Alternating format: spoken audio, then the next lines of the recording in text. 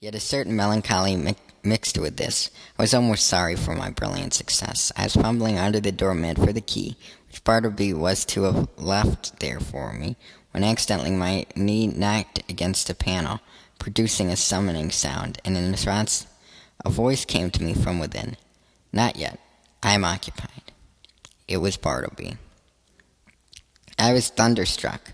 For an instant I stood like the man who, pipe in mouth, was killed one cloudless afternoon long ago in Virginia by summer lightning. At his own warm open window he was killed, and remained leaning out there upon the dreamy afternoon till someone touched him, when he fell. "Not gone," I murmured at last, but again obeying that wondrous ascendancy which the inscrutable Scrivener had over me, and from which ascendancy, for all my chaffing, I could not completely escape. I slowly went down the stairs and out into the street, and while walking round the block, considered what I should do next in this unheard-of perplexity. Turned the man out by an actual thrusting I could not. To drive him away by calling him hard names would not do. Calling in the police was an unpleasant idea, and yet permit him to enjoy his cadaverous triumph over me, this too I could not think of. What was to be done? Or if nothing could be done, was there anything further that I could assume in the matter? Yes, as before I had prospectively assumed that Bartleby would depart, so now I might retrospectively assume that departed he was, and that a legitimate carrying out of this assumption I might enter my office in a great hurry, and pretending not to see Bartleby at all, walk straight against him as if he were air. Such a proceeding would, in a singular degree, have the appearance of a home thrust. It was hardly possible that Bartleby could withstand such an application of the doctrine of assumptions, but upon second thoughts the success of the plan seemed rather dubious. I resolved to argue the matter over with him again. "Bartleby," said I, entering the office with a quietly severe expression, "I am seriously displeased. I am pained, Bartleby. I had thought better of you. I imagined you of such a gentlemanly organization that in any delicate dilemma a slight hint would suffice. In short, an assumption. But it appears I am deceived. Why," I added, unaffectedly starting, "you have not even touched the money yet," pointing to it, just where I had left it in the evening previous. He answered nothing. "Will you, or will you not, quit me?" I now demanded in a sudden passion, advancing close to him. "I would prefer not to quit you," he replied, gently emphasizing the not. "What earthly right have you to stay here? Do you pay any rent? Do you pay my taxes? Or is this property yours?" He answered nothing. "Are you ready to go on and write now? Are your eyes recovered? Could you copy a small paper for me this morning, or help examine a few lines, or step round to the post office? In a word, will you do anything at all to give a coloring to your refusal to depart the premises?" He silently retired into his hermitage. I was now in such a state of nervous resentment that I thought it but prudent to check myself at present from further demonstrations. Bartleby and I were alone. I remembered the tragedy of the unfortunate Adams, and the still more unfortunate Cole in the solitary office of the latter, and how poor Cole, being dreadfully incensed by Adams, and imprudently permitting himself to get wildly excited, was at unawares hurried into his fatal act, an act which certainly no man could possibly deplore more than the actor himself. Often it had occurred to me in my ponderings upon this subject that had that altercation taken place in the public street or at a private residence, it would not have terminated as it did. It was the circumstance of being alone in a solitary office upstairs, of a building entirely unhallowed by humanizing domestic associations, an uncarpeted office, doubtless, of a dusty, haggard sort of appearance. This it must have been, which greatly helped to enhance the irritable desperation of the hapless Cole. But when this old atom of resentment rose in me and tempted me concerning Bartleby, I grappled him and threw him. How? Why, simply by recalling the divine injunction, "A new commandment give I unto you, that ye love one another." Yes, this it was that saved me. Aside from higher considerations, charity often operates as a vastly wise and prudent principle, a great safeguard to its possessor.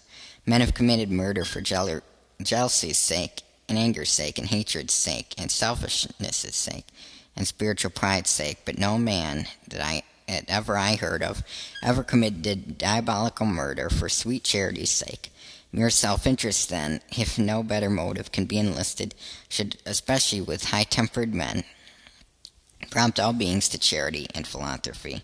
At any rate, upon the occasion in question, I strove to drown my exasperated feelings toward the Scrivener by benevolently construing his conduct. Poor fellow, thought I, he don't mean a thing. And besides, he has seen hard times, and ought to be indulged. I endeavored also immediately to occupy myself, and at the same time to comfort my despondency. I tried to fancy that in the course of the morning, at such time as might prove agreeable to him, Bartleby of his own free accord would emerge from his hermitage, and take up some decided line of march in the direction of the door. But no.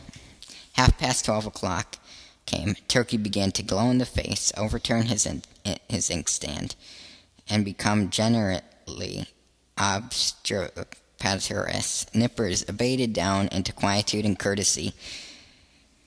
Gingernut munched his noon apple, and Bartleby remained standing at his window in one of the profoundest stead-walled reveries. Will it be credited? Ought I to acknowledge it? That afternoon I left the office without saying one further word to him. Some days now passed, during which, at leisure intervals, I looked a little into Edwards on the will, and Priestley on necessity. Under the circumstances, those books induced a salutary feeling.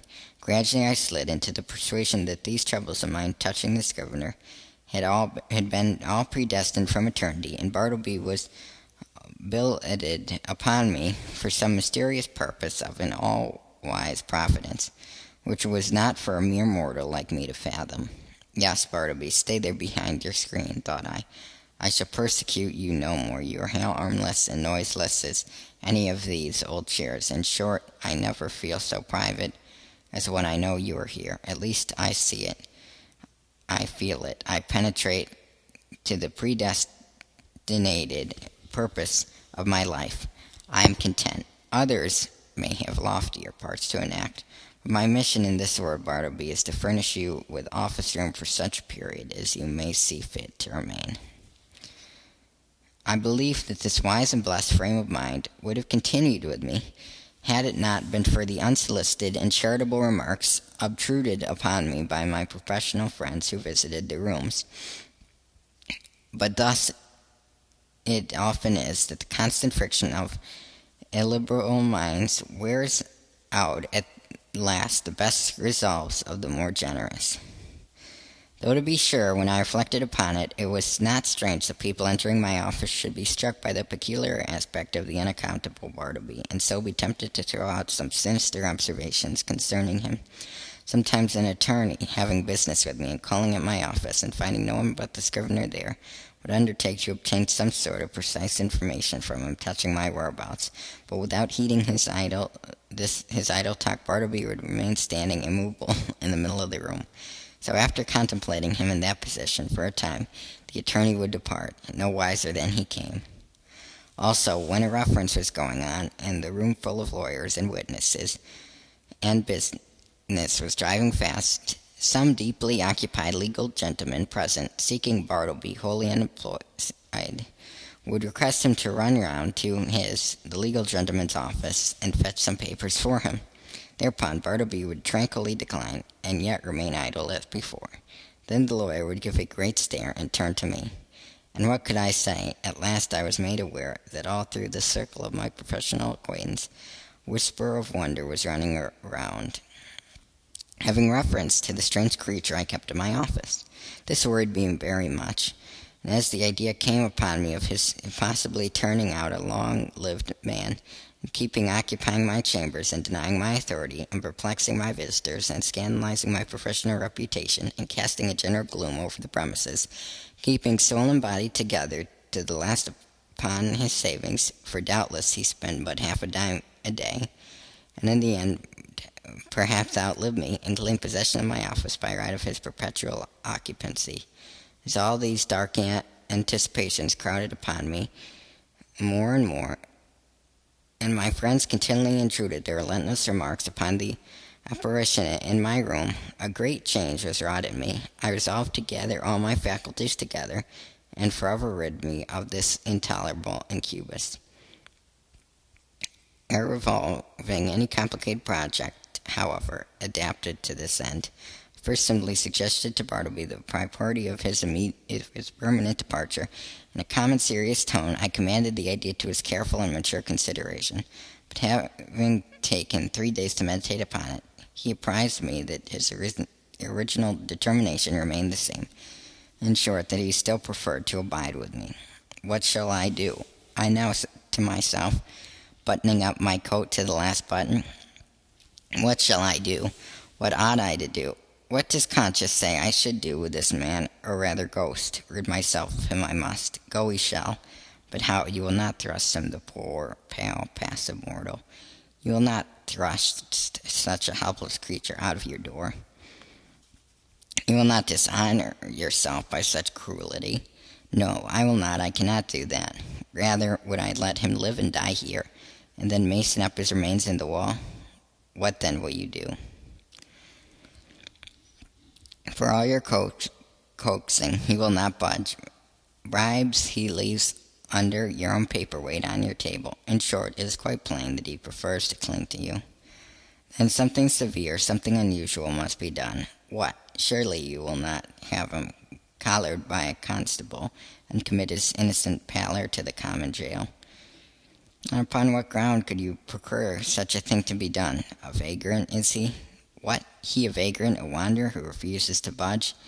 It is because he will not be a vagrant, then, that you seek to count him as a vagrant. That is too absurd. No visible means of support. There, I have him. Wrong again, for indubitably he does support himself. That is the only unanswerable proof that any man can show of his possessing the means to do so. No more, then. Since he will not quit me, I must quit him. I will change my offices. I move elsewhere, and give him fair notice, that if I find him on my new premises, I will then proceed against him as a common trespasser. Acting accordingly, next day I thus addressed him. I find these chambers too far from the city hall.